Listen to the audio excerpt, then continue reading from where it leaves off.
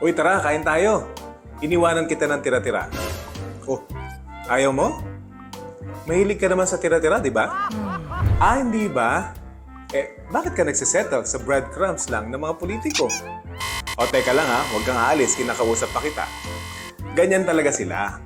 Patitikimin ka ng konting ayuda, bibigyan ka ng maliit na tulong, pagkatapos nun, iboboto mo na. Ikaw naman, na umaasa, ang ending, nga. Saklap, di ba? Hindi ka ba napapagod? Medyo nakakasawa na kasi eh. Ako ayoko ng tingi-tingi. Hindi ko deserve yung tira-tira. Ang gusto ko, yung totoong magsisilbi sa bayan. Yung may konkretong plano at may nakikitang sagot sa mga problema ng bansa. Ikaw ba? Masaya ka na ba sa tira-tira?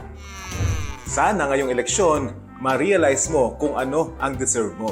Sana, pumili ka ng taong buo ang puso para maglingkod sa bayan. Mga kapuso, pagdating sa pag-ibig, mapa-personal man yan o sa bayan, doon tayo sa itatrato tayo ng tama. Doon tayo sa totoo.